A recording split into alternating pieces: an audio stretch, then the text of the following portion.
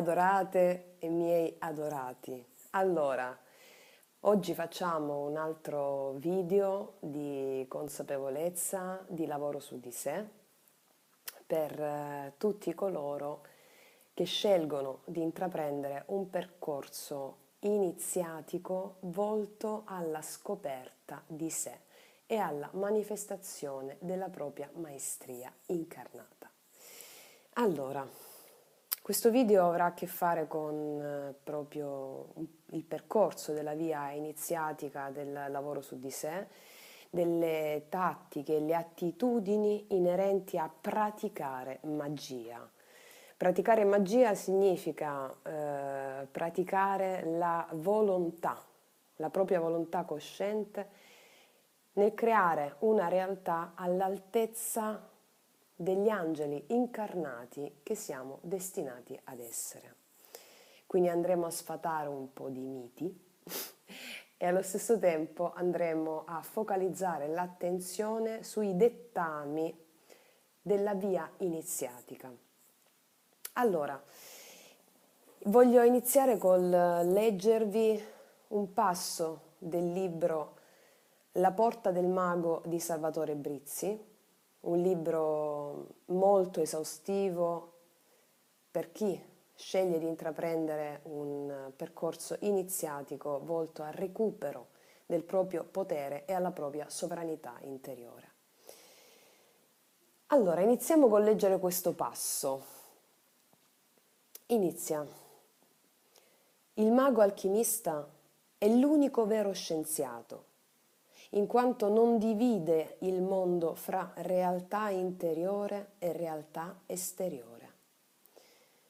L'io chiuso in un corpo e separato dall'universo là fuori, praticamente. Ma il mago sa bene che solo agendo al suo interno potrà realizzare cambiamenti all'esterno, essendo le due realtà intimamente connesse, al punto da rappresentare l'una, cioè l'esterno, il riflesso dell'altra, l'interno. L'autentico ricercatore è al contempo soggetto e oggetto del suo esperimento. Solo in tal modo si può approdare alla verità. L'astrologia, la magia e l'alchimia non fanno parte della superstizione o della fantasia di uomini vissuti in altre epoche e non originano dalle ancestrali e inconsce paure dell'essere umano.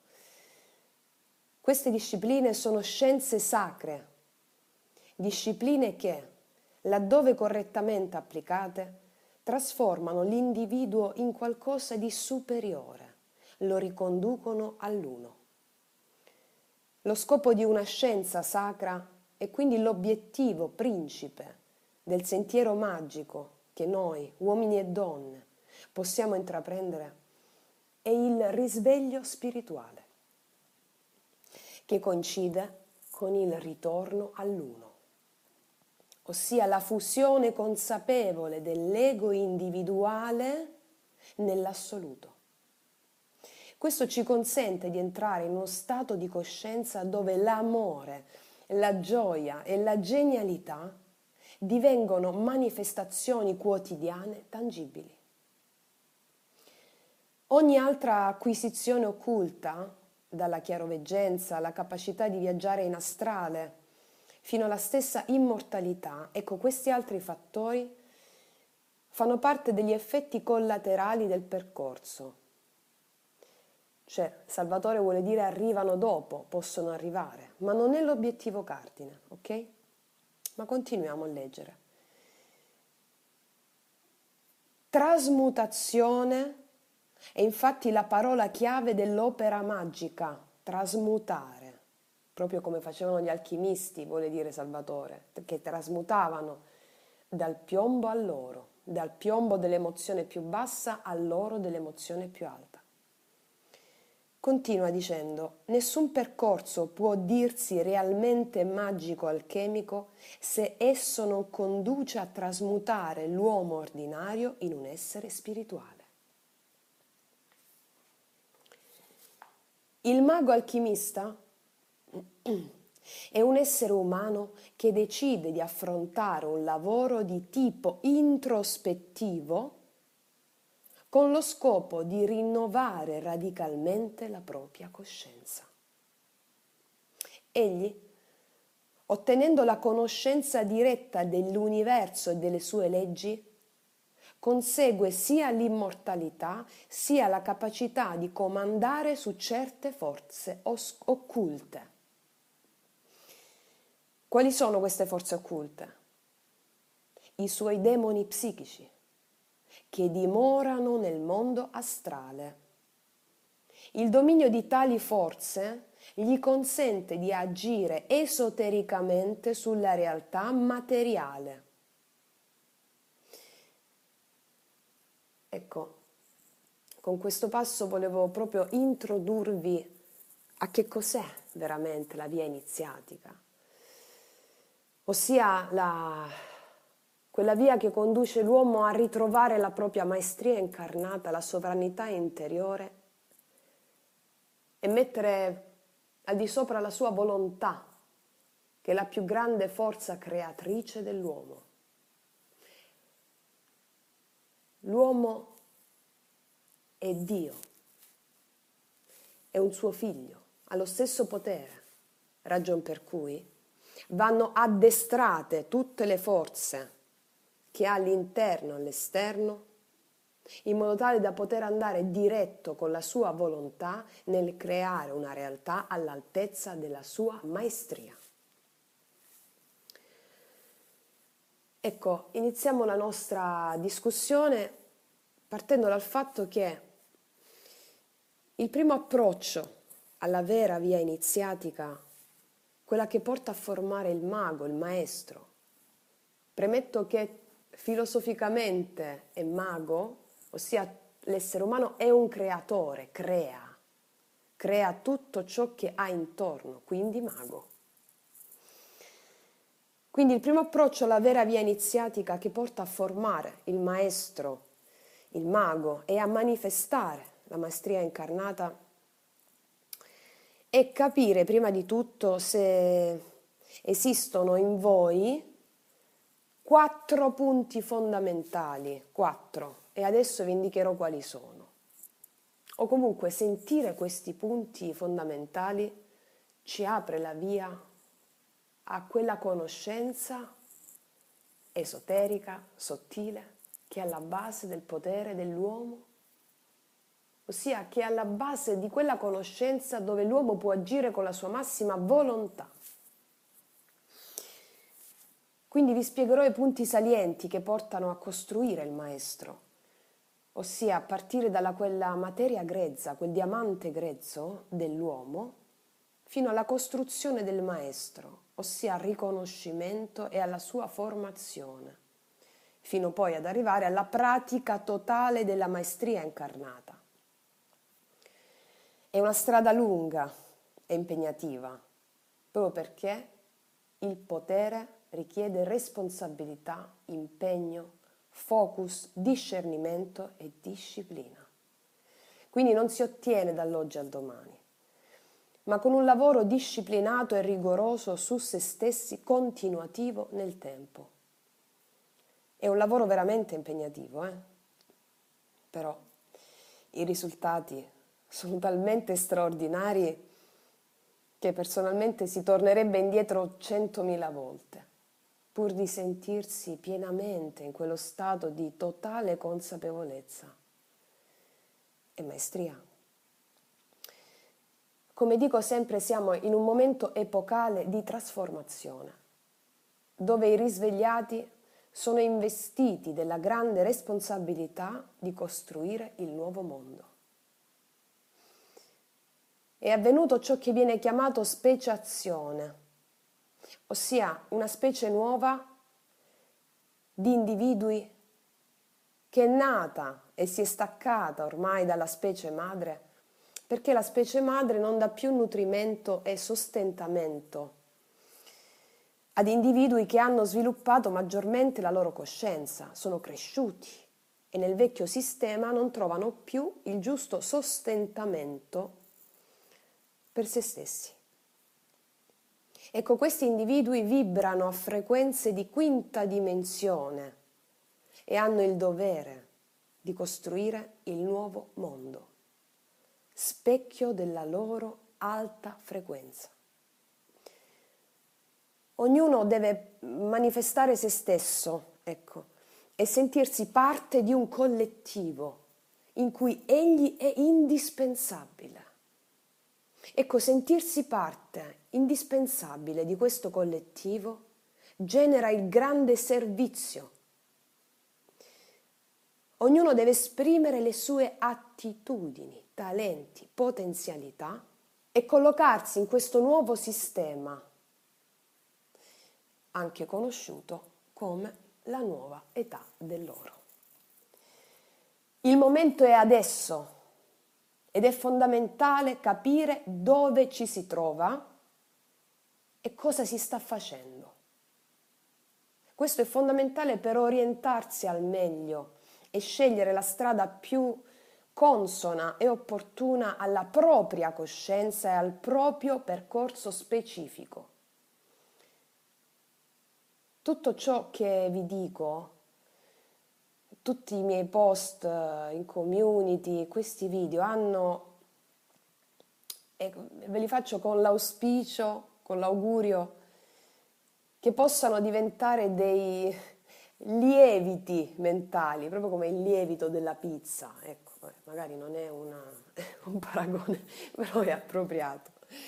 Dei lieviti proprio, ossia delle riflessioni che man mano, mentre lievitano dentro di voi, vadano a indirizzarvi nell'approccio migliore funzionale a ciascuna e a ciascuno di voi. Ognuno sa qual è il suo percorso. Ecco, questi miei interventi servono proprio a fare da lievito. Allora, a questo punto partiamo subito nel dire quali sono le 4 attitudini iniziali e perpetue, ossia che devono sempre coesistere nel cammino iniziatico verso la maestria.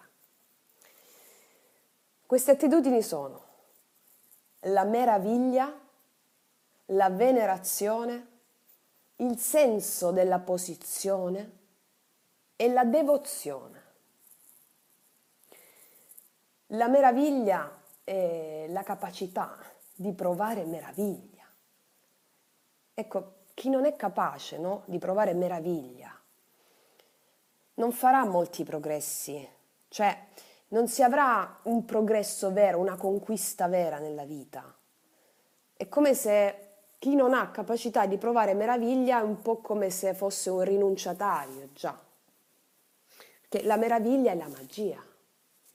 Ecco, il risvegliato ha il compito di reincantare il mondo, un mago, reincantare il mondo, la meraviglia, stupirsi di ogni cosa.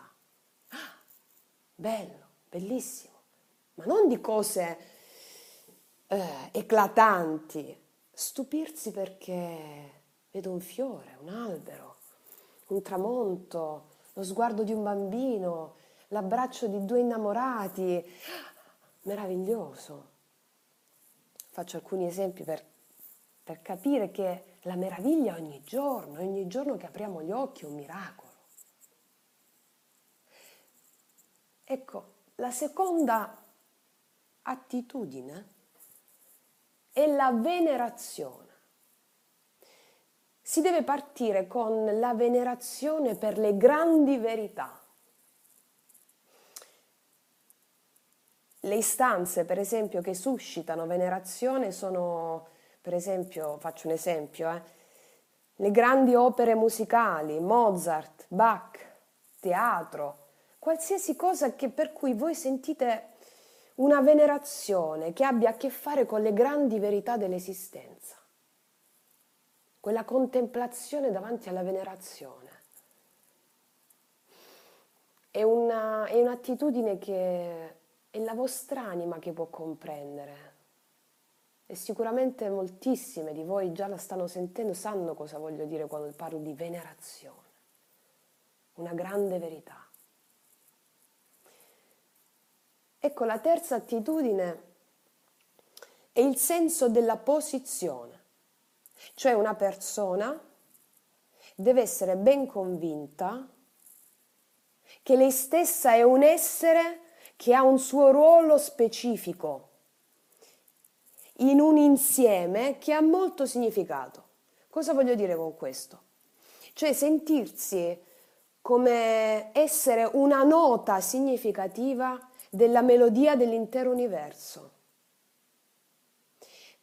E che se lui non ci fosse, se quella persona, se se stesso non ci fosse, ecco, l'accordo collettivo, la melodia dell'intero universo si indebolirebbe.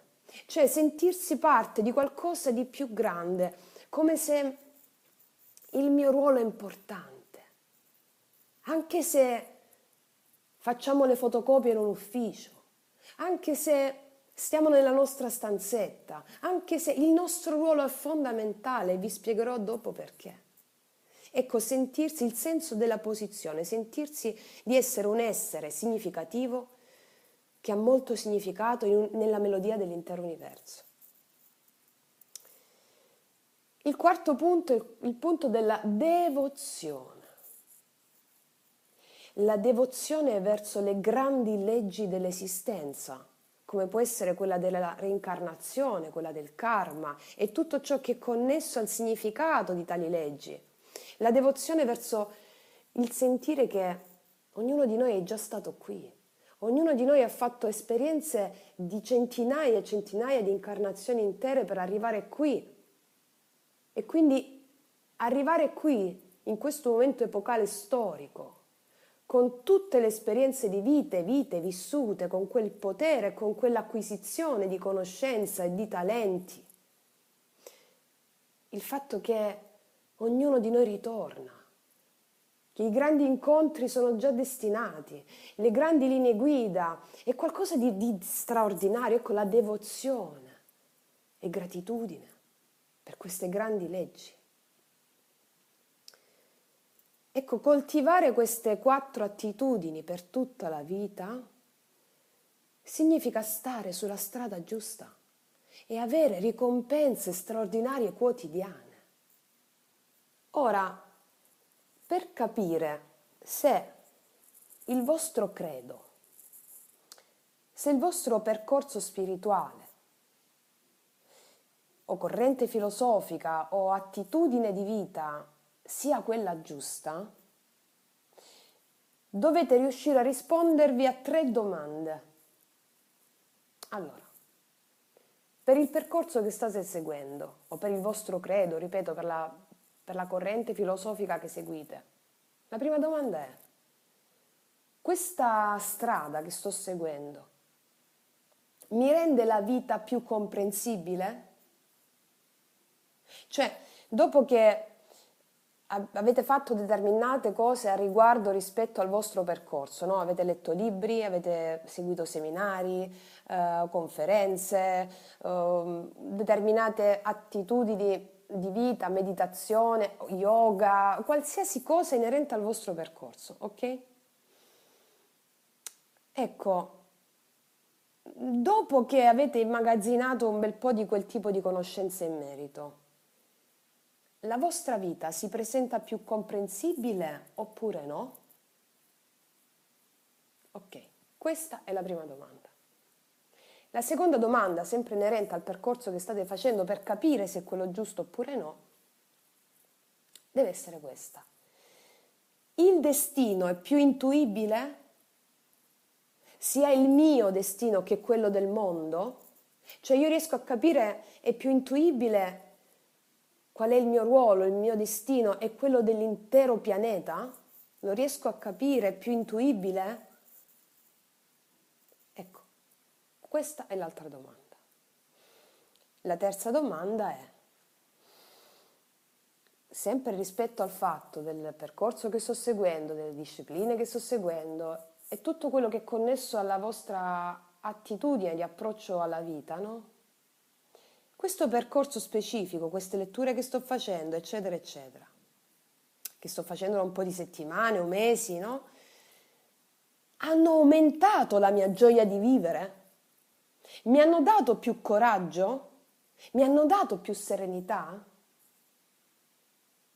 Ecco, allora, il percorso giusto vi fa rispondere sì a queste 3 domande. Adesso vi descriverò degli approcci, delle tattiche quotidiane, possiamo dire, ossia che poi sono gli approcci e le tattiche quotidiane improntate all'evoluzione spirituale, no? E quindi improntate proprio alla vita pratica, come si fa, praticamente come si fa. Allora, il grande approccio esoterico, improntato proprio all'evoluzione spirituale, e quindi per l'uomo improntato alla vita pratica, passa attraverso delle fasi. Quindi, quali sono queste fasi? Allora, prima di tutto, approcciare alla vita come una scuola, cercando di non evitare soprattutto le occasioni che richiedono coraggio. Perché quelle occasioni che richiedono coraggio sono quelle che più scansiamo, ok? E quelle occasioni che scansiamo, che richiedono coraggio, sono quelle che vanno affrontate. Perché tirare fuori il coraggio provoca sofferenza. E quindi è lì che ci mettiamo alla prova per superarci, che la vita è una scuola. Questi sono, ragazze mie, tutti passaggi fondamentali per attingere alla maestria.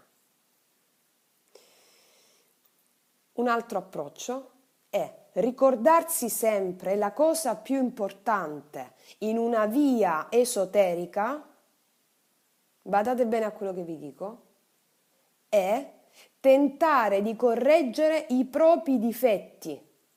Non c'è niente di più importante. Un grande mago, un grande alchimista, è colui che prima di praticare nella magia pratica all'esterno e quindi cambiare la propria realtà, sa che deve cambiare il suo interno, sa che deve modificare abitudini, sa che deve lavorare su di sé con rigore e disciplina. Cambio dentro, cambia fuori. Ho presenza, discernimento e focus all'interno, dati da un lungo lavoro di modifica delle mie abitudini, ok? E lo cambio fuori. Quindi ricordarsi che la cosa più importante in una via esoterica è correggere i propri difetti. Questo assunto è il metodo più veloce per progredire interiormente. Questo tutte le grandi scuole esoteriche e delle grandi vie iniziatiche e della magia, le alte scuole di magia, è la prima cosa che fanno. Rudolf Steiner, per esempio, il padre dell'antroposofia, che è la scienza dello spirito, che è una grande via iniziatica, per esempio, una delle grandi vie iniziatiche, a mio parere una delle prime, se non l'unica più formativa. Ecco, Rudolf Steiner dice che l'individuo che riesce a mutare il proprio carattere, che è cosa difficilissima, ha fatto più strada di chi si è letto biblioteche intere. Ecco, questo passo si traduce in quello che vi sto per dire adesso, che è il terzo aspetto di pratica attitudine quotidiana. Questo aspetto si traduce in un'equazione antroposofica, che è l'equazione da 1 a 3, oppure 1 per 3. Che significa questa cosa? Significa che per ogni nuova conoscenza che acquisisci, dovresti triplicare i tuoi sforzi per correggere i difetti. Se per esempio, no? Prendiamo dallo studio dell'antroposofia. Allora, se ad esempio prendo dallo studio dell'antroposofia una verità grandiosa, oppure la prendo da qualsiasi altro studio che sto facendo, ok? Da qualsiasi altro studio, corrente filosofica. Allora, se mi arriva una verità grandiosa e questa verità grandiosa che sto imparando, che ho letto, non mi dà l'impulso per superare una mia debolezza, per fare finalmente uno scatto che sogno da anni, ecco, se non si è pronti a prendere quella cosa grandiosa, quella verità grandiosa che mi è arrivata grazie a questo studio che sto facendo, per cambiare un'attitudine nociva, se non sono pronto a fare questo, a fare quel grande sforzo, quel grande salto, allora significa che quella strada non è per te. Perché quando ci arriva una verità grandiosa e la sentiamo in tutte le cellule, grazie a un lavoro che stiamo facendo su di noi, per uno studio intrapreso, no? Nella via iniziatica, di qualsiasi via si tratti, come può essere l'antroposofia, ma altri studi di magia, vadano improntati alla rivelazione di queste grandi verità. Nel momento in cui ho quell'impulso, conosco questa grande verità e quella verità non mi fa triplicare gli sforzi per correggere una mia attitudine o una mia abitudine, allora non è la mia strada, ok? Ok. L'altra cosa da tenere in mente, sempre come attitudine pratica, è la valutazione dei progressi. Attenzione a questo che vi sto per dire. Allora, rispetto ai progressi che abbiamo fatto, no, nell'approccio alla vita, che progressi avete fatto rispetto a quello che state studiando, che state evolvendo? Allora, attenzione a questo passaggio, perché attenzione a valutare bene i progressi. Perché vi dico questo? Non credete che per progressi si intenda iniziare a vedere, per esempio, asini che volano, draghi volanti o unicorni che ti bussano alla porta. No, no, no, no, no, no, no, no, no, no, no. Allora, queste sono cose che il mondo spirituale manda a coloro i quali non si sono ancora risvegliati ma che stanno per svegliarsi. Non a chi già ha iniziato un lavoro pratico di magia, al maestro, ok? Perché il mondo spirituale manda questi segnali, musiche celestiali o visioni, ecco, manda queste attitudini a coloro i quali sono un po' più deboli nel risveglio, ok? E glieli manda proprio per farli svegliare, perché hanno più bisogno di credere nel mondo spirituale, perché ancora non hanno una vera coscienza di esso, ok? Quindi tutti coloro che vedono ripetutamente, hanno visioni, sono scioccati dalle visioni, hanno, ecco, tutta questa roba qua che viene spontaneamente, ci tengo a ribadirlo, che viene spontaneamente, ok? E che non è relativa a dei viaggi astrali fatti di proposito, quelli appartengono al mago, al maestro già con la sua presenza definita e con la sua maestria incarnata definita. A chi gli arrivano visioni ripetute che lo mettono anche in soggezione, ok? Sono attitudini che il mondo spirituale manda a quelle persone per farli svegliare e fargli prendere una determinata via. Quando il maestro si incarna non gli arrivano più queste cose, a meno che non sceglie lui di andare in astrale, con i viaggi astrali, con delle predisposizioni ad entrare in trance, ma attenzione a queste cose. Perché? Perché soltanto il maestro che sa dominare i propri impulsi inferiori può fare viaggi astrali, può fare in totale presenza, senza essere scombussolato dal sistema astrale, perché il sistema astrale c'è di tutto nel sistema astrale, no? Quindi, prima di andare a fare viaggi astrali e tutte queste cose qua, è importante quello che vi sto dicendo in questo video. La presenza e la coscienza di sé, un lavoro su di sé con totale umiltà. Ma continuiamo, poi faremo altri video rispetto a questo. Perché vi dico questo? Perché un vero iniziato se ne frega di queste manifestazioni. Non ne ha bisogno, è già cosciente del mondo spirituale, non ha bisogno di vedere l'unicorno volante che può vedere quando va in astrale. Non ha bisogno più di questo, sa qual è la sua missione, che è quella di portare la sua maestria incarnata sul pianeta Terra, sentirsi parte di un tutto, portare il suo servizio al servizio della grande causa e stare nella materia, portare lo spirito nella materia, materializzare lo spirito. Ok? Quindi non ha bisogno di queste prove il vero iniziato. Un vero iniziato vuole aiutare il mondo, vuole ricevere le qualità che lo aiutano a percepire il retroscena vero del retrosensibile. Cosa vi voglio dire con questo? Che il vero iniziato vuole aiutare il mondo ricevendo dalle gerarchie spirituali le qualità sue, no? Che ancora deve riconoscere, vuole ricevere quelle qualità e attraverso la disciplina e il lavoro su di sé lo fa questo, che lo aiutano a percepire ciò che esiste dietro quello che vede. Che cosa voglio dire con questo? Lui vuole avere quel potere, quella percezione di ciò che esiste dietro agli eventi che lui vede nella realtà 3D. La percezione del retrosensibile. Solo così lui, l'iniziato, può essere d'aiuto. Il vero iniziato si serve delle prove che il mondo spirituale gli manda per seguire delle tracce, una pista a capire il retroscena vero di ciò che si vede palesemente nella realtà 3D, al fine di aiutare gli altri.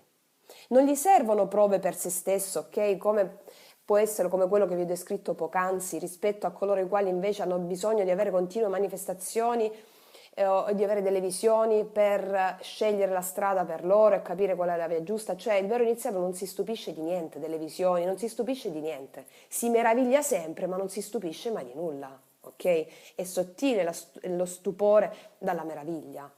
Il vero iniziato si meraviglia sempre ma non si stupisce di ciò che arriva dal mondo spirituale perché lo vede come fosse una realtà tangibile, è normale che ci sia, non si stupisce come si stupisce invece coloro i quali hanno bisogno di quelle manifestazioni per sentire la presenza delle gerarchie spirituali, mi spiego?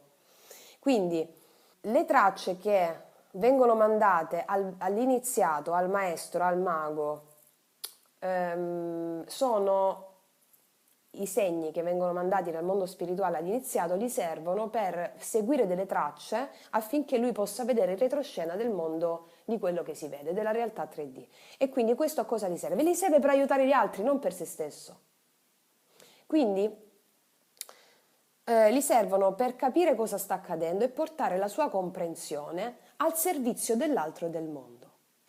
Mi viene in mente la frase del Cristo che dice: beato chi crede senza vedere. Ecco, l'iniziato non ha bisogno di vedere.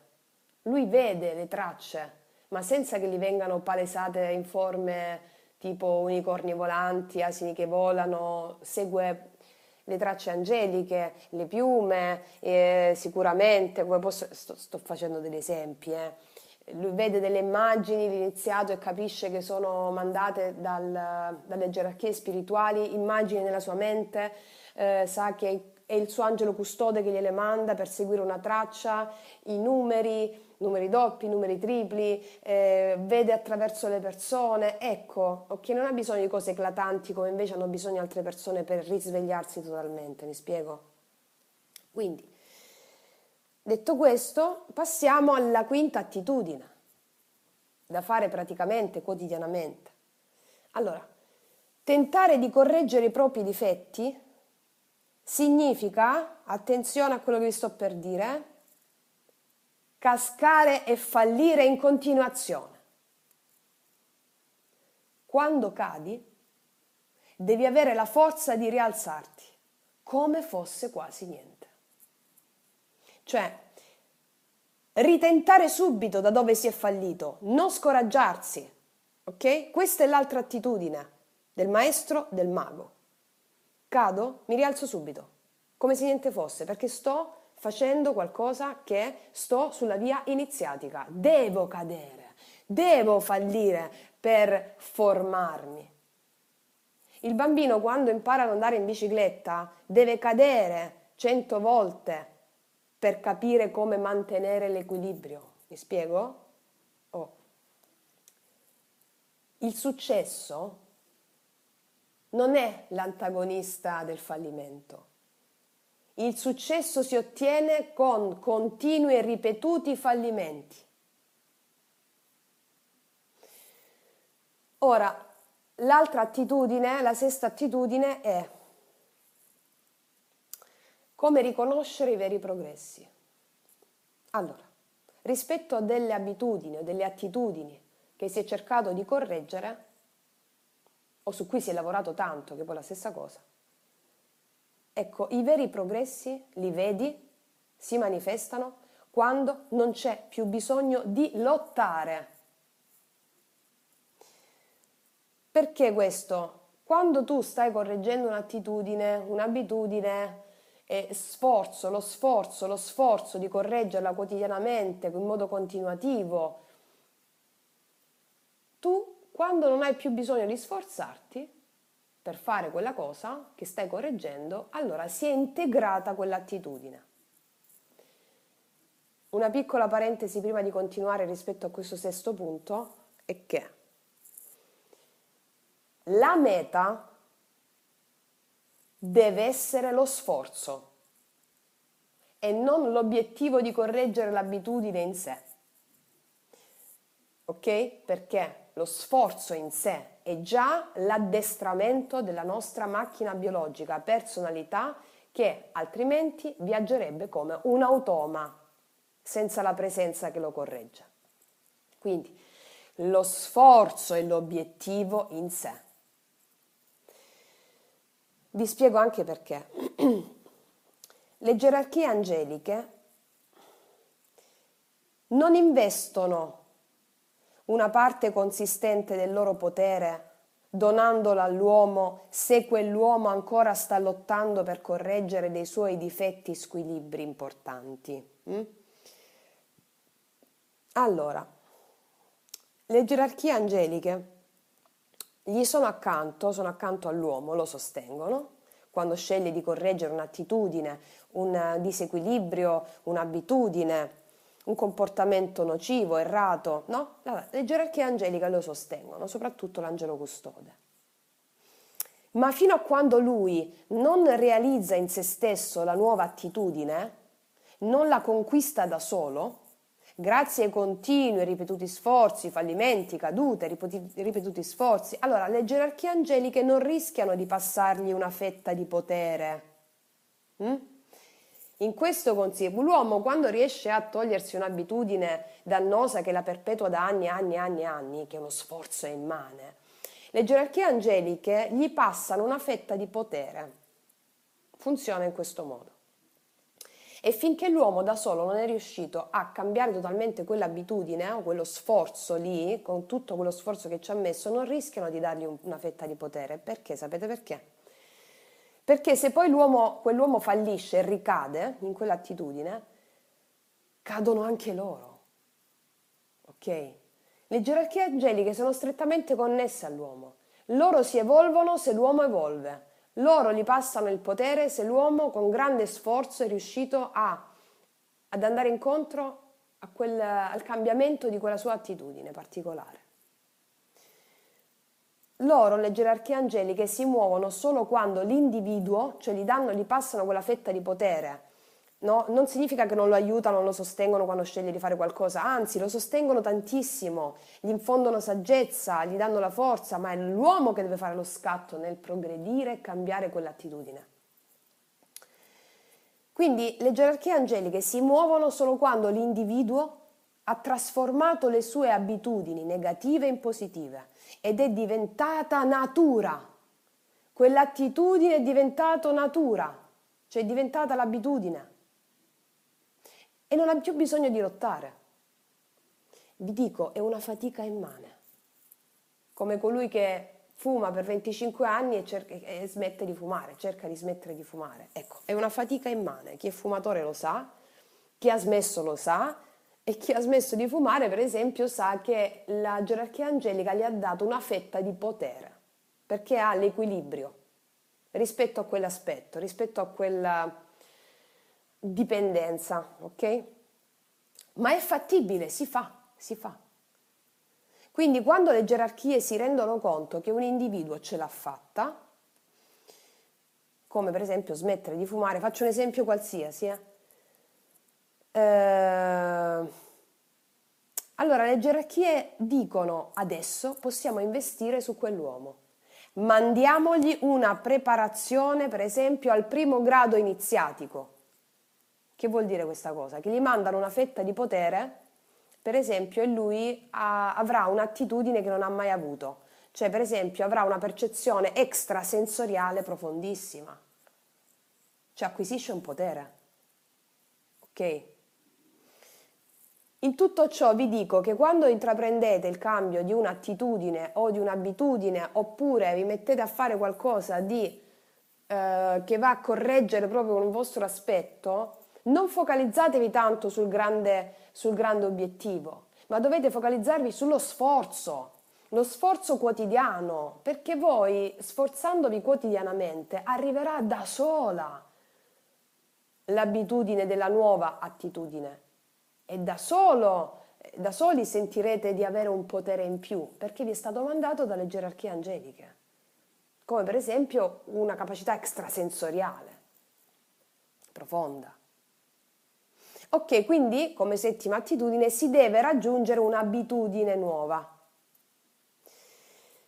E poi come ottava abitudine quello di vivere nel modo più naturale, sano, conforme alla propria natura.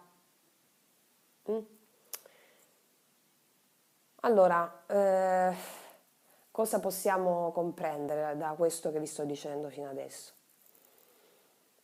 Che prima di tutto la valutazione dei progressi che fate non deve essere quella di ricercare in tutti i modi progressi eclatanti, ok?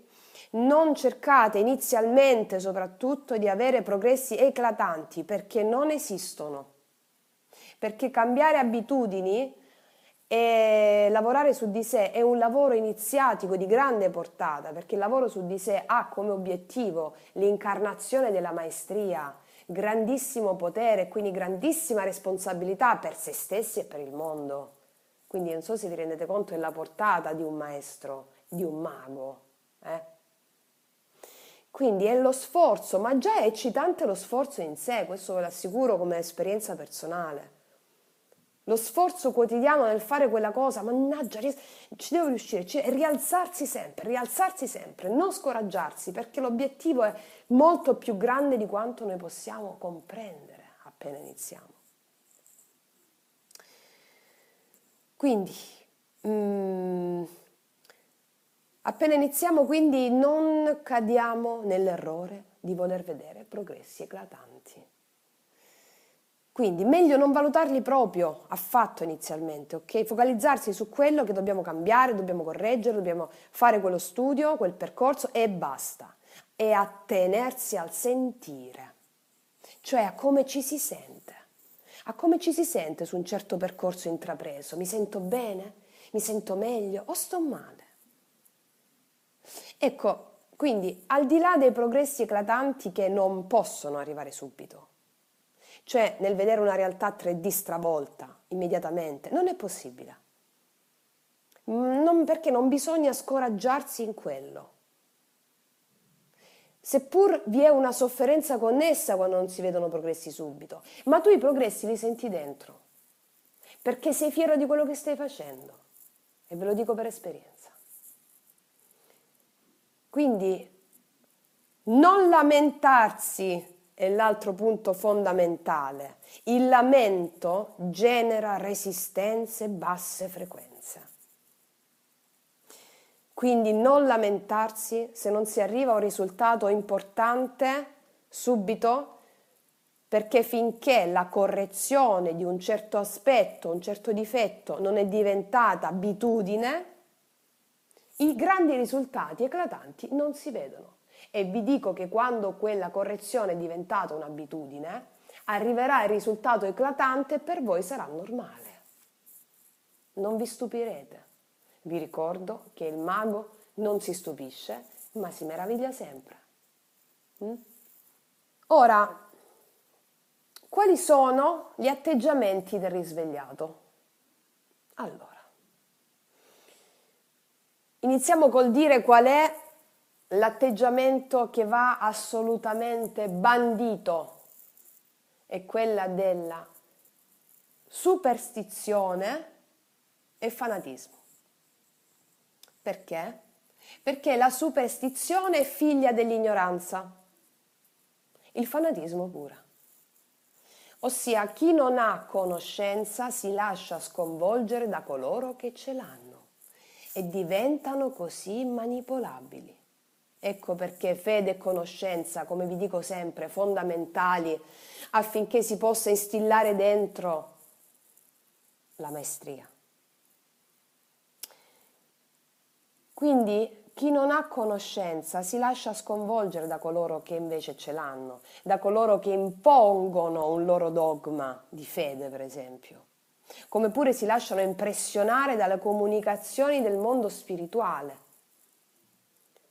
che ne abbiamo parlato prima, il maestro le vede come normali, perché ha la conoscenza esatta dei regni spirituali, non si stupisce più, si meraviglia sempre, segue i dettami del mondo spirituale, i segni che gli arrivano come tracce per servire l'altro, per servire il mondo, non gli servono più a se stesso per risvegliarsi, si è già svegliato.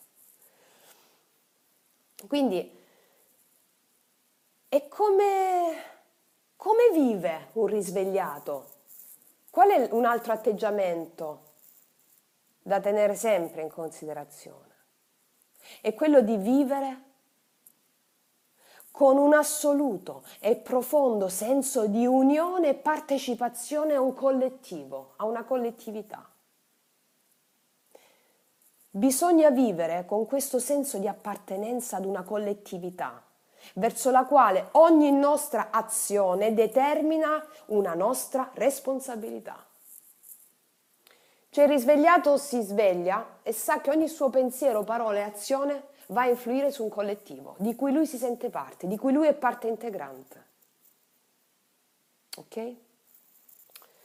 L'altra attitudine è quella di, appunto, che, come l'ho adesso ho preceduto questa cosa, convincersi che non solo parole e fatti agiscono, ma agiscono anche sentimenti e pensieri.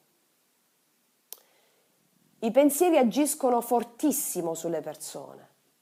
I pensieri, come le azioni, producono karma. I pensieri di amore e di gratitudine generano altrettanti pensieri di amore e gratitudine.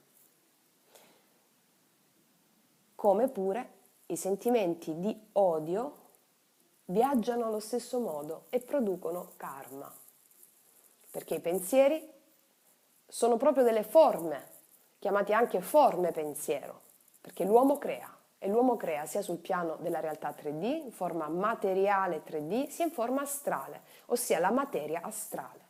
Quando lui pensa, l'uomo, un pensiero ripetuto, si crea un pensiero, una forma pensiero.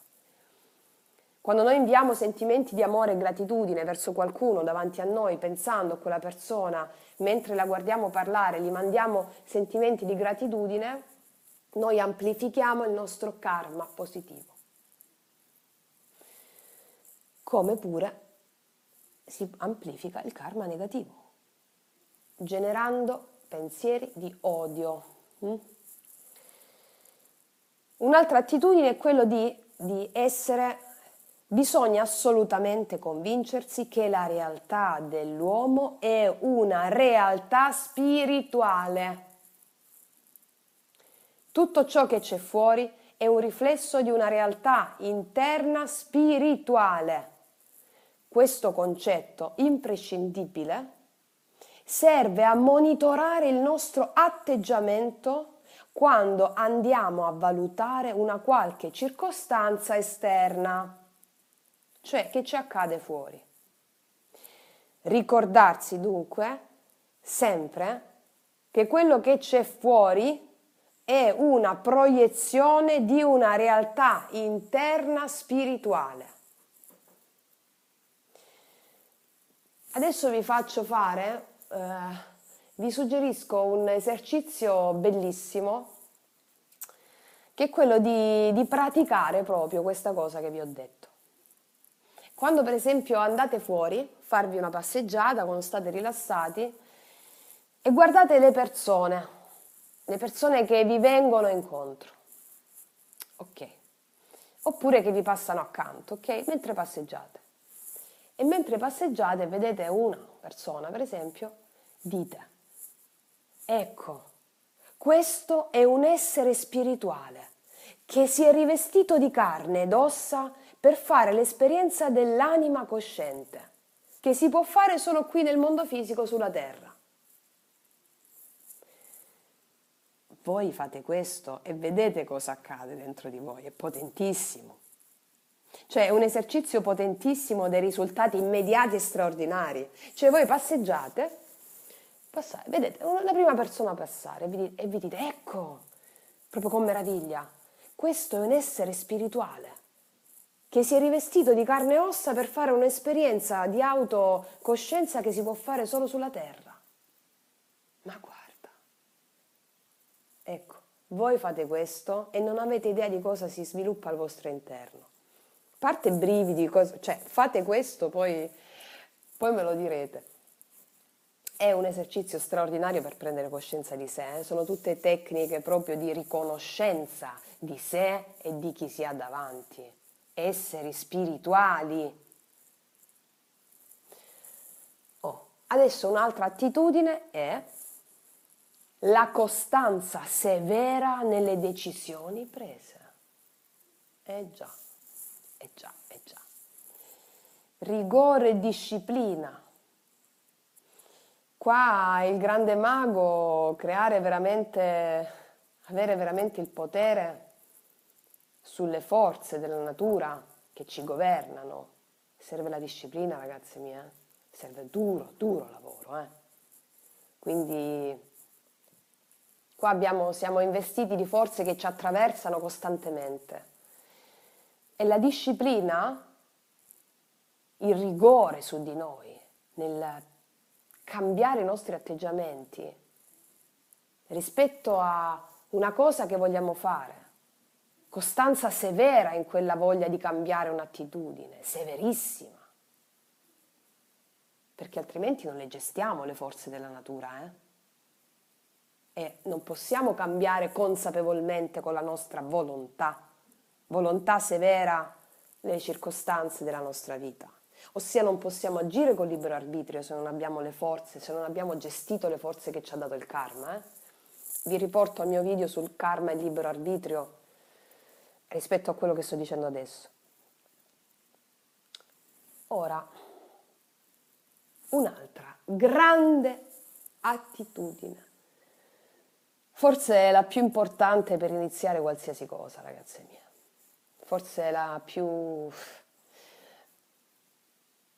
più decisiva. Sapete come si chiama? Gratitudine. Una persona che sta bene, sana, per esempio, in salute, e siede di fronte al mare, ecco, già dovrebbe essere grata. Lacrime di gioia per questa cosa. Ecco, potrebbe non desiderare nient'altro. Ma attenzione, ciò non significa che non bisogna desiderare, perché il desiderio è ciò che fa evolvere l'uomo. Solo grazie ai desideri noi possiamo progredire. Ma il senso di gratitudine, quello di base proprio, avete capito di cosa parlo, no? Ecco, quel senso di gratitudine è il segreto per non avere più attaccamento al desiderio stesso. Già, che altrimenti si chiamerebbe bisogno. Cioè, praticando gratitudine tutti i giorni, noi siamo in grado di esplicare, di desiderare qualcosa senza esserne attaccati. Quindi la gratitudine per tutto quello che già abbiamo adesso, proprio gratitudine costante, praticare gratitudine anche in modo teatrale, grazie, ma teatrale nel senso veramente di grande gratitudine a Dio per quello che già c'è. E questo è il segreto per manifestare un desiderio. perché altrimenti si chiama bisogno e quindi c'è l'attaccamento. E per togliere l'attaccamento è necessario praticare gratitudine. Beh, la gratitudine più importante e forte è verso il mondo spirituale, ragazzi miei. Tutto ciò che ci riguarda è in mano loro, è in mano al mondo spirituale, in mano alle gerarchie. Vi dico perché? Allora, per esempio, quando dite sto digerendo, avete mangiato, sto digerendo, ma chi è che sta digerendo? Tu? Tu non fai niente per digerire, è il tuo corpo che digerisce. Ma chi è che guida il tuo corpo? Chi è che fa fare al tuo corpo la digestione? Ce lo siamo mai chiesti? E i polmoni? Chi è che fa muovere i nostri polmoni? Tu? No. Noi? No. Ecco. E il sangue, per esempio? Chi è che fa circolare il sangue? Ve lo siete mai chiesti? Non lo facciamo mica noi. Ecco, le gerarchie angeliche fanno tutto questo, fanno digerire, fanno muovere i polmoni, fanno circolare il sangue. Noi non facciamo quasi niente. Ok? Ecco, la gratitudine già per questo, iniziare a sentire quella gratitudine, che senza le gerarchie angeliche che ci fanno fare tutto questo, noi non potremmo sviluppare i nostri desideri più sfrenati sulla terra. Più sfrenati dell'anima, attenzione, il maestro è allineato perfettamente ai dettami della sua anima e quindi alla grande causa. E per il maestro non c'è niente di più eccitante che realizzare lo scopo di Dio.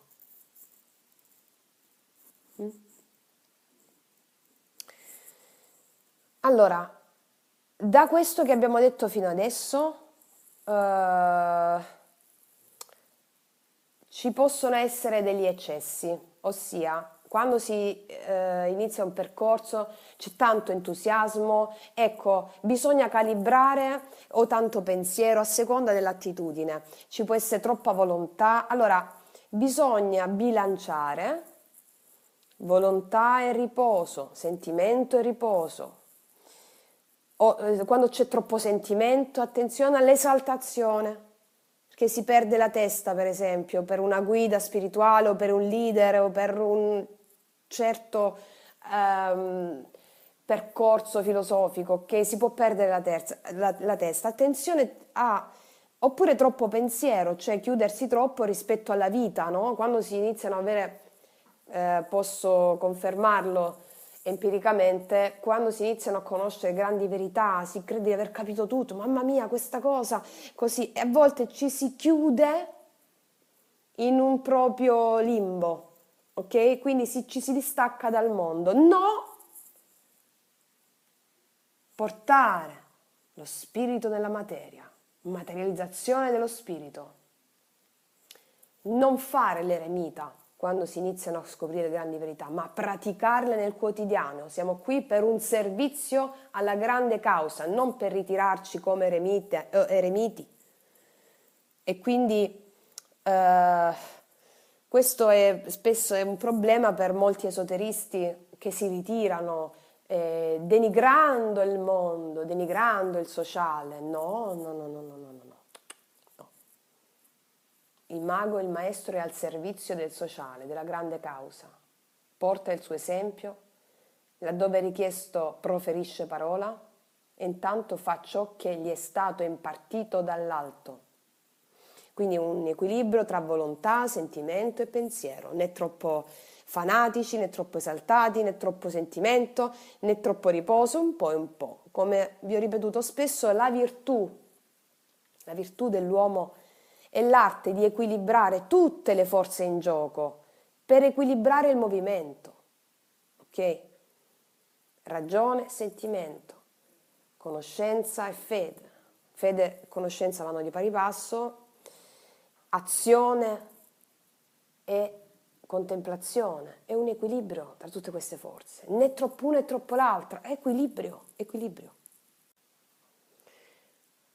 Una cosa che vi voglio dire è relativa alla domanda. Allora, come riconoscere una domanda giusta? Nel senso, la domanda giusta, di qualsiasi domanda, non è quella fatta per pura curiosità. Perché la domanda fatta per pura curiosità, forse questo non lo sapevate, fa perdere energia. Eh sì. Vi spiego una cosa. La domanda giusta è quella fatta in merito a ciò che ostacola il nostro progresso interiore in quel preciso momento.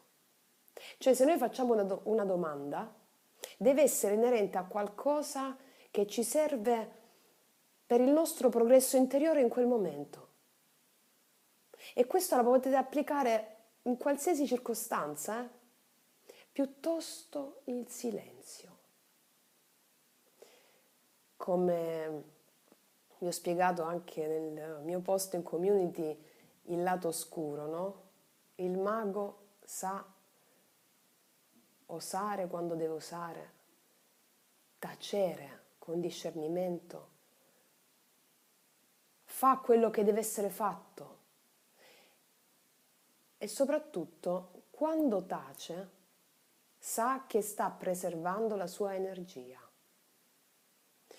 Quindi non magari domande compulsive, ok, ma saper contemplare, osservare la realtà e quando ha necessità di fare una domanda che sia in funzione del suo progresso interiore in quel preciso momento.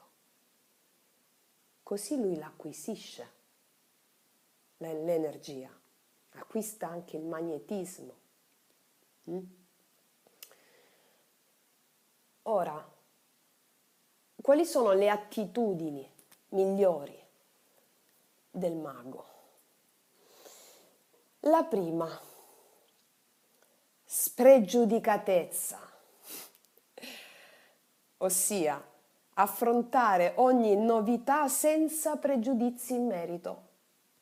Quindi essere spregiudicati significa non avere pregiudizi in merito.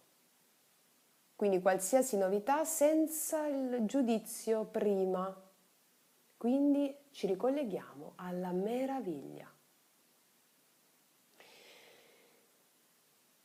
E quindi continuando sulle attitudini fondamentali del mago, abbiamo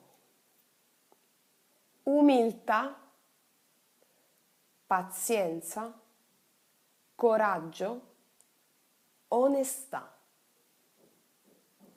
Onestà non solo con gli altri, prima di tutto con se stessi, cioè bisogna essere tolleranti con gli altri ma inflessibili con noi stessi. Significa ammettere i nostri difetti e debolezze, altrimenti non ci potremmo correggere, no?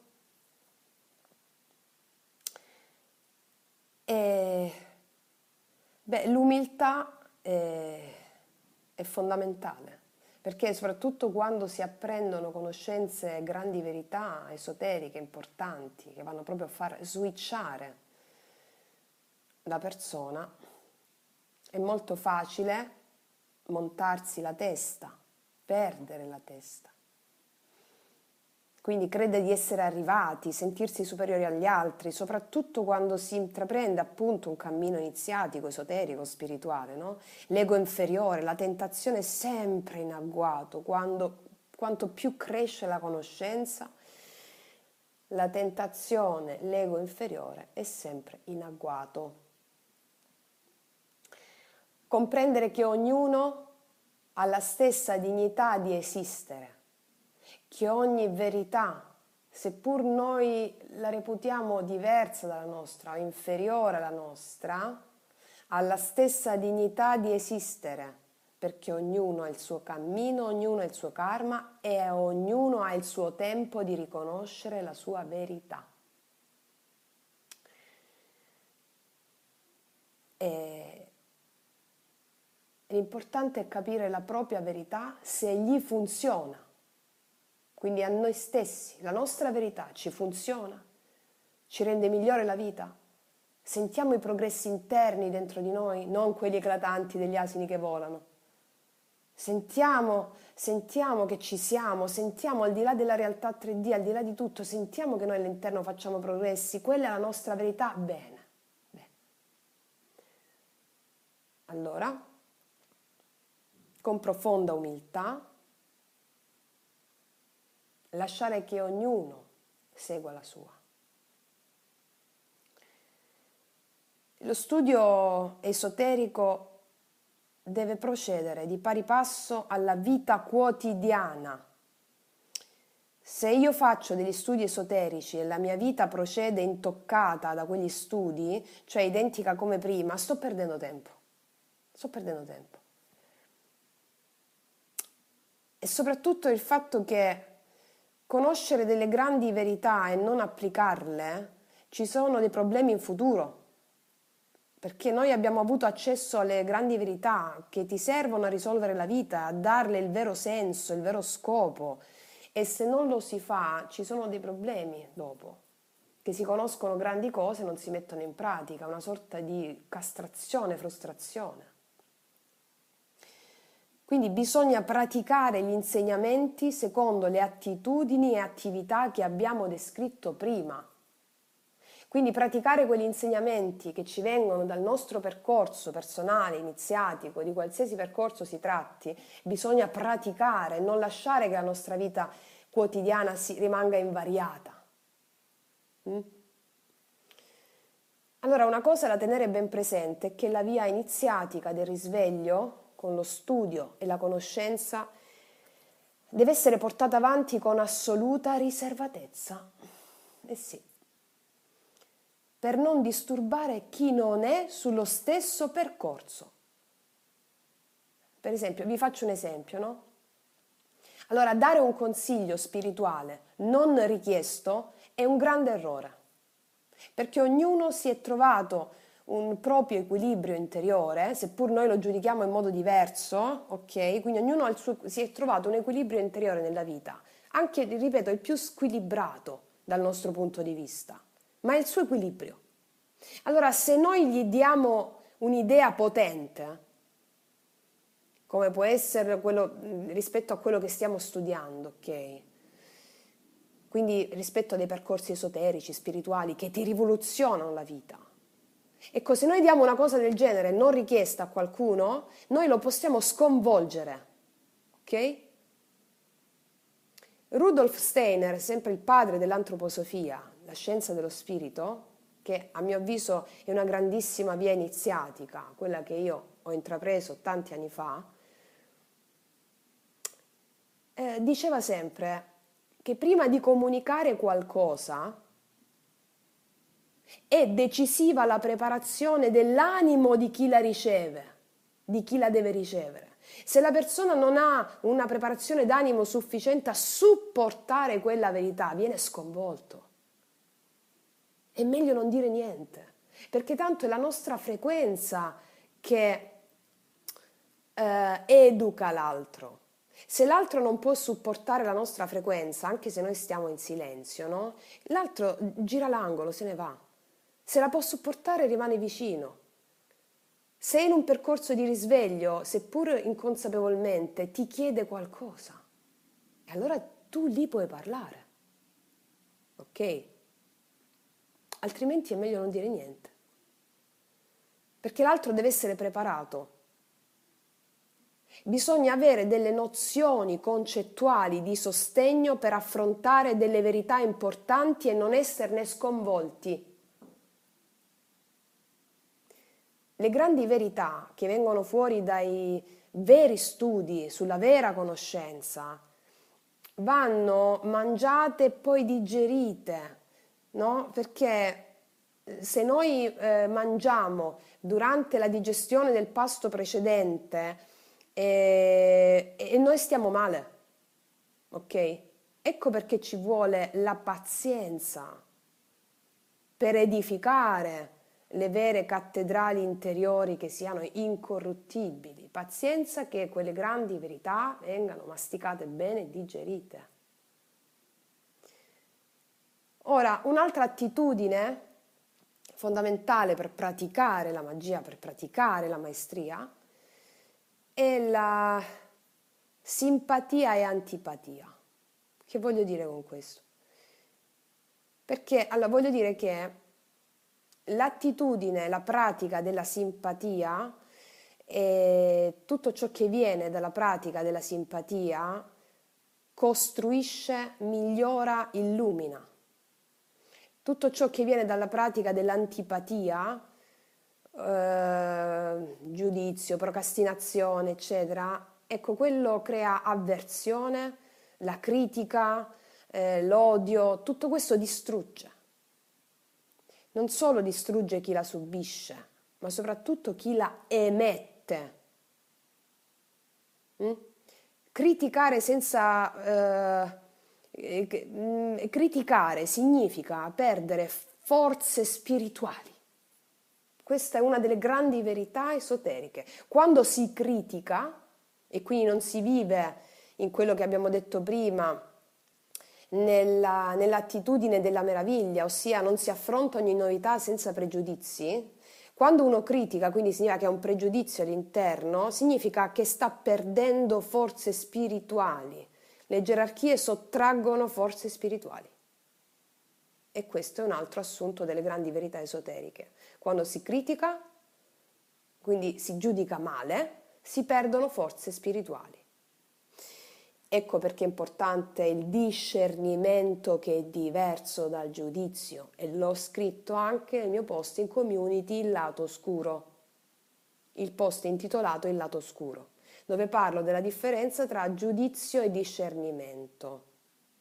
Il discernimento ti permette di dire questa cosa va bene per me, questa cosa non va bene per me. Il giudizio invece castra. Il giudizio ti dice che ciò che va bene per me è il positivo assoluto, ciò che non va bene per me è il negativo assoluto per tutti. No. Lì tu stai perdendo forza spirituale e perdendo la capacità di espansione. Sono tutte delle tecniche e degli assunti imprescindibili per creare veramente la propria cattedrale interiore, la propria maestria. Ok? Infatti quando noi giudichiamo male è perché abbiamo paura che quella cosa che ci sta venendo detta da fuori possa far crollare dei nostri castelli di sabbia, altrimenti non avremo paura di quello che ci viene detto fuori, mi spiego? E non criticheremo, ok? Con l'attitudine della critica non si può mai costruire una cattedrale interiore. Invece l'attitudine alla simpatia, che non significa che una cosa ci deve piacere per forza, può non andare bene per noi, ripeto, ma è proprio l'attitudine alla simpatia, alla meraviglia, aiuta a creare, evolve, ok? Quindi differenza tra discernimento e giudizio. Ora, un'altra attitudine è quella di capire, prima di parlare dell'attitudine, è differenziare la mente ordinaria, quindi quella logica, dalla mente immaginativa, quella creativa, in base ai nostri due emisferi, no? Emisfero destro e emisfero sinistro. Allora, per esempio, la nostra mente ordinaria, la parte logica, razionale, quella che ci fa guidare, ci fa fare conti, ci fa vivere nella realtà 3D, praticamente la pratica, ok? Quella con cui viviamo quotidianamente, quella con cui andiamo a fare la spesa, eccetera, tutto ciò che riguarda la realtà 3D. Allora, non può rispondere alle grandi domande, le grandi domande che vanno oltre la mente ordinaria. Alle grandi domande si può rispondere con la mente immaginativa, chiamata anche coscienza immaginativa. Per esempio, le grandi domande, no? Rispondere alle grandi domande, tipo chi è Dio? Dov'è Dio?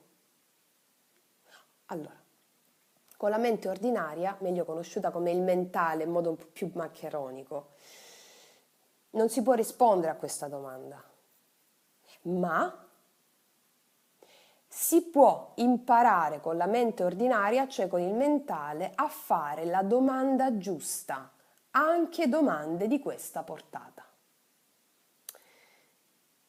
Vi spiego perché.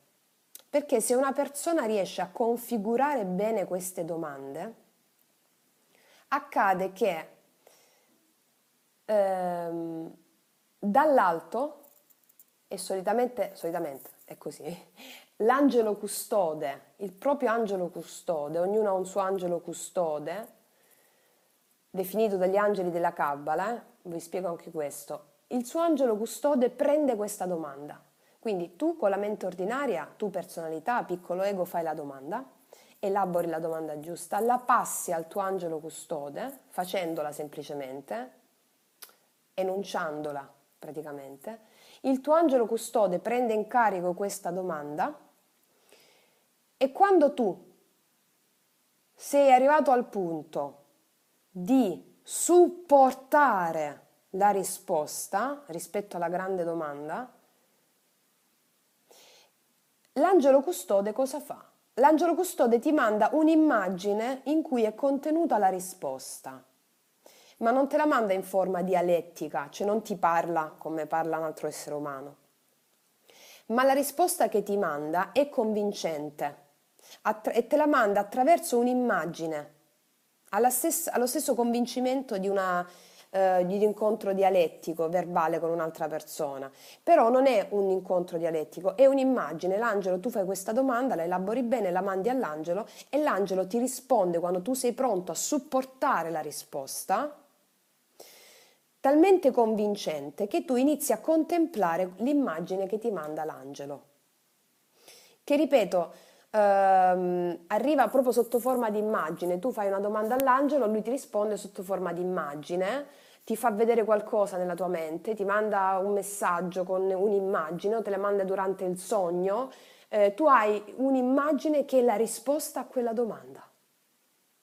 Quindi la mente ordinaria è utilissima, il mentale è utilissimo al fine di creare la giusta domanda, per mandarla proprio all'angelo custode, il quale non appena siamo pronti a supportare la risposta ci manderà un'immagine attraverso la cui contemplazione noi avremo la risposta. Chiedi e ti sarà dato. È proprio così. Quindi il nostro angelo custode risponde con la coscienza immaginativa, facendoci cioè arrivare nel mentale una o delle immagini rispetto a una domanda specifica. Ma come tutte le domande che gli facciamo, ci manda segni inerenti a tale risposta, cioè ci manda un'immagine nella mente, poi ci fa arrivare segni, sincronicità, numeri, piume, una persona che dice qualcosa, un passante, una frase, una parola che si collega all'immagine che ci è arrivata nella mente. È così che parla il nostro angelo custode. Quindi il fondamentale, dunque, il dialogo con il proprio angelo custode. Vi spiego perché. Perché ogni messaggio spirituale passa da lui per arrivare a noi. Vi spiego perché. Noi abbiamo il contatto diretto con l'angelo custode perché è più vicino ai nostri regni. Okay? A ognuno di noi appena nasciamo è affidato un angelo custode. Infatti vi esorto a dire la preghiera dell'angelo custode, quella nostra, conosciuta, la preghiera conosciuta da tutti noi, che ci insegnano a scuola, al catechismo, che angelo di Dio, che sei il mio custode, illumina, custodisci reggi e governa me, che ti fui affidata dalla pietà celeste. Amen. Questa è la preghiera dell'angelo custode che ti innesca istantaneamente il contatto diretto con l'angelo, ossia tu ce l'hai sempre il contatto diretto con l'angelo, lui ti aiuta e ti supporta sempre. Quando tu inneschi il contatto diretto con la preghiera, la tua mente ordinaria inizia a ricevere le immagini funzionali a tutte le tue risposte. O meglio, scusatemi, la tua mente ordinaria inizia a ricevere immagini con tutte le tue domande, a cui tu dai la risposta attraverso la stessa mente ordinaria. Quindi con questa preghiera, fatta appena svegli e fatta quando dormi, c'è una partnership, un sodalizio straordinario fra te e l'angelo. Vedrete i risultati. Per esempio, parlare invece con un arcangelo è difficilissimo a meno che non sei Gandhi. Vi spiego perché. Perché l'arcangelo è molto distante da noi, quindi a meno che, ripeto, non siamo molto evoluti. Quindi anche quando ci rifacciamo, per esempio, a una richiesta che vogliamo fare all'arcangelo Gabriele piuttosto che all'arcangelo Michele, o ad altri arcangeli, allora sappiate che è sempre il nostro angelo custode che interagisce per nostro conto, ok? Perché l'arcangelo è molto distante da noi a livello di coscienza e quindi è l'angelo custode che passa la richiesta all'arcangelo. Quindi noi ci possiamo tranquillamente rifare all'arcangelo Michele se vogliamo per esempio il coraggio, ok? Ma è l'angelo custode che gli passa la richiesta. Il nostro angelo custode ci infonde la saggezza, la saggezza rispetto a quello che vogliamo conoscere, che dobbiamo sapere per andare verso il nostro giusto scopo e la retta via. Gli arcangeli ci danno per esempio Michele il coraggio, Raffaele la salute, quindi le nostre richieste sugli arcangeli in base all'attitudine dell'arcangelo passano sempre dall'angelo. Ma adesso vi dico una cosa bellissima, bellissima, per farvi capire quanto siete importanti e quanto siete fondamentali ognuno di voi per l'intero pianeta. Vi spiego una cosa. Questo ha proprio a che fare con l'attitudine devozionale che avete quando fate qualcosa. Allora, quando fate anche per una mezz'ora, per esempio, no? Soltanto una pratica, oppure seguite una conferenza di vostro interesse, che sia inerente ai vostri studi, qualcosa proprio che, o fate una meditazione, o un credo, o fate qualcosa che vi suscita dentro una forza devozionale davvero autentica. Cioè siete proprio incollati a quella cosa con grande devozione, ok? Voi, in quel momento, siete la persona più importante del mondo. Sapete perché? Allora il vostro angelo custode prende quella vostra forza, che è forza spirituale prodotta dall'essere umano, che vi sta sgorgando da quella pratica devozionale che state facendo, la consegna all'arcangelo e l'arcangelo la immette, ad esempio, in un uomo che sta per suicidarsi. E sai cosa fate? Sapete cosa fate? Che quell'uomo non si suicida più. Grazie alla forza devozionale che voi state mettendo nel fare qualcosa che vi dà proprio quel senso di meraviglia e devozione. Quella forza spirituale che sprigiona da voi esseri umani, basta una persona soltanto e ciò che dà la forza spirituale a una persona che sta per compiere un atto terribile. Quindi vi rendete conto a cosa serviamo? Vi rendete conto quanto siamo potenti? Quindi, anche se per esempio non sapete ancora qual è il vostro scopo specifico, la cosa fondamentale è impegnarsi in ciò che vi suscita piacere e devozione. Avete visto cosa fa un atto vostro di devozione verso qualcosa? Anche se state guardando per esempio una conferenza di qualcuno che vi piace tantissimo, che riguarda un vostro progresso spirituale e la guardate con devozione, magari prendete appunti, voi non avete idea del potere spirituale che state cacciando fuori, che l'angelo vi prende, la passa a un arcangelo e va a salvare la vita di qualcuno. Quindi vi dovete proprio sentire parte integrante e fondamentale di un unico sistema. Ogni vostro pensiero, parola, azione è di una portata incredibile. Voi iniziate così, a fare qualcosa che vi dà meraviglia, devozione, piacere. E poi lo scopo specifico arriva da solo, mentre voi vi state già applicando, mi spiego. Quindi quando vi impegnate con profonda devozione a fare qualcosa, state emettendo nel circuito mondiale del pensiero i pensieri più salvifici per il mondo oggi. Quindi anche se siete nella vostra camera o credete di non poter fare molto, è uno sbaglio madornale, ragazze mie, uno sbaglio madornale. Ecco perché io insisto lavorate su di voi, fate ciò che vi piace, fate ciò che vi dà piacere, perché voi non avete idea della forza spirituale che emanate e quella forza va a aiutare delle persone in stato di difficoltà tragica.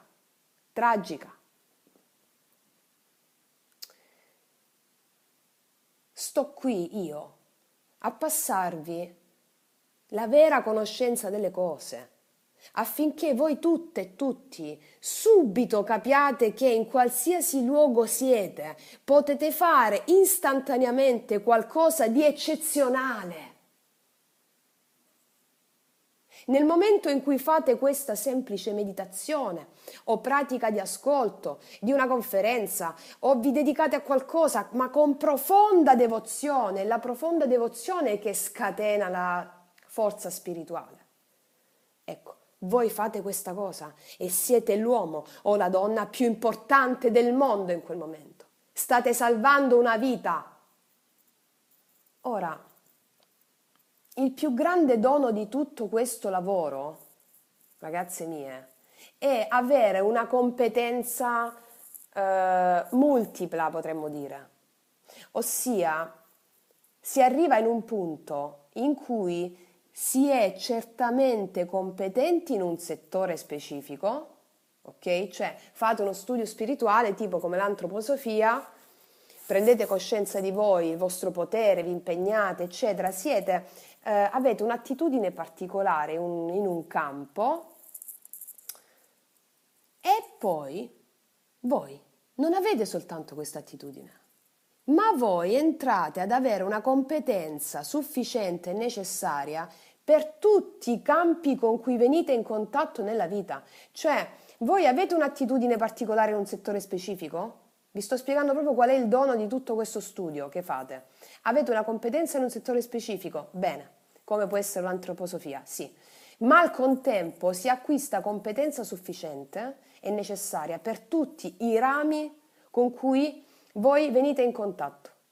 Cioè, per esempio, riconoscete esattamente tutto e tutti con cui entrate in contatto. Tutte le circostanze fuori dalla vostra conoscenza empirica, voi sapete già. Cioè, vi spiego, voi è come se quando fate tutto questo lavoro interiore, ok? Voi appena entrate in contatto con circostanze e persone, sapete già la radiografia di tutto. Ok? Cioè, vi rendete conto che potere è questo? Cioè, voi sapete esattamente come può comportarvi e seguire la strada migliore in tutte le circostanze fuori dalla vostra specifica competenza. Cioè, voi vi siete... avete lavorato, avete studiato per un certo filone filosofico, esoterico, specifico, ok, ma voi saprete esattamente come comportarvi anche al di fuori di quello che non è di vostra stretta competenza. Cioè, un mago, il vero mago. Cioè, saprete esattamente di chi fidarvi e di chi no, in base a ciò che vi serve in quel momento. Cioè, se vi serve un commercialista piuttosto che vi serve un impiegato, piuttosto che vi serve qualcuno, voi sapete esattamente tra le varie tantissime opzioni che avete davanti e scegliere a seconda del vostro intuito, perché il vostro intuito è forgiato sulla maestria e sulla sovranità interiore. Cioè non hai più assolutamente paura di niente e nessuno, riconosci tutto e tutti, discernimento perfetto, coraggio e maestria. Qualsiasi esperienza si presenti davanti a voi sarete in grado di comprendere senza più smarrirvi nemmeno un secondo. Sapete cosa succede in questo caso? Che cosa è accaduto?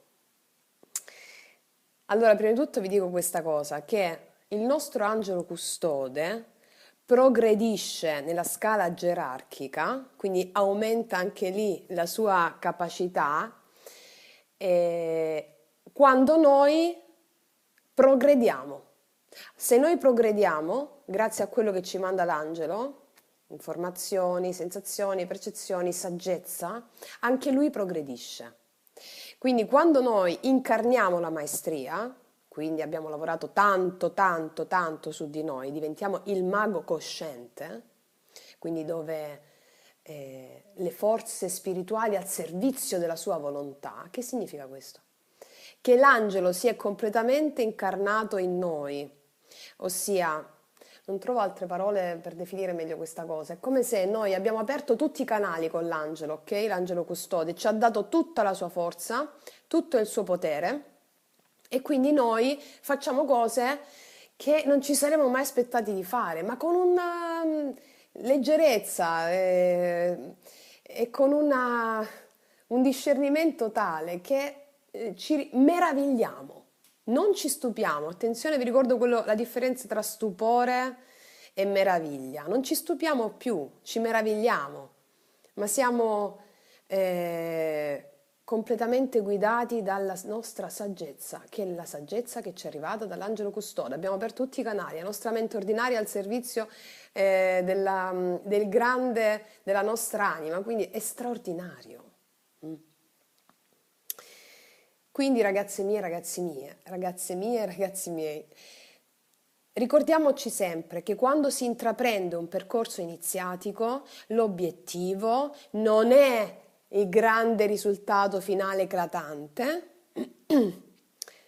ma l'obiettivo deve essere lo sforzo quotidiano e basta. Il nostro obiettivo è lo sforzo quotidiano, quello che mettiamo nel raggiungere il nostro miglioramento. L'obiettivo è dunque lo sforzo quotidiano, non è una meta lontana, perché quella arriva da sola, si crea l'abitudine. Non lasciatevi ingannare dalla meta, ricordatevi lo sforzo quotidiano nel fare ciò che abbiamo descritto fino adesso. E solo in questo modo le gerarchie angeliche investiranno su di noi nel darci inizialmente il supporto della strada che abbiamo voluto intraprendere e successivamente ci daranno e avremo i doni relativi all'acquisizione di un certo potere o virtù inerenti allo sforzo che con disciplina abbiamo compiuto in modo continuativo. È solo così che la potenza divina è al servizio della nostra volontà. L'uomo, come abbiamo detto, è per sua natura un mago incosciente, perché è vittima del suo stesso potere, perché non sa gestire le forze interne. Tutto quello che vi ho detto adesso serve a creare le fondamenta per la vostra attitudine di maga o di mago, le fondamenta imprescindibili per il vostro controllo delle forze. Quindi,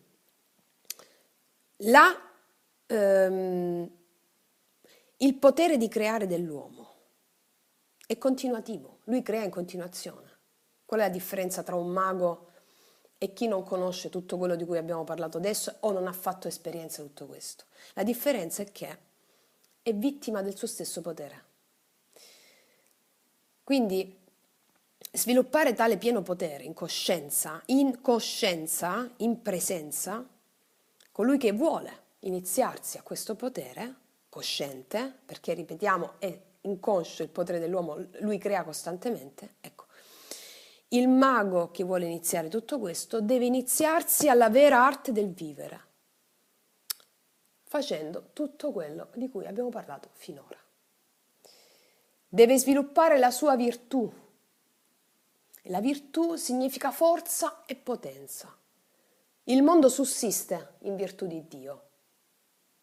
La virtù dunque è l'arte di bilanciare le forze per equilibrare il movimento e darne la rotta. L'equilibrio da raggiungere non è dunque quello che produce immobilità, ma quello che sa esattamente regolare il movimento di tutte le forze in gioco. Questo si chiama arte del vivere. Conciliare conoscenza e religione, ragione e sentimento, energia impetuosa e dolcezza. Questo è alla base di questo equilibrio. Questo è la base del mago dal potere straordinario.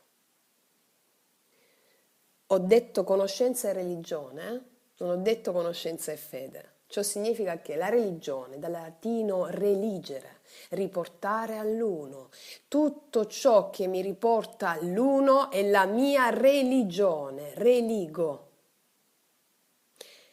E come ho detto spesso, la conoscenza deve essere supportata dalla fede e deve essere fatta per alimentare la fede.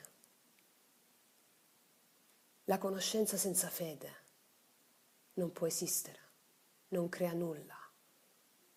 Ok? Detto questo, ragazze mie, ragazzi miei aspiranti maestri e maestri, io vi ringrazio, vi abbraccio dal profondo del cuore e vi auguro veramente di essere il diamante che siete destinati ad essere. Grazie.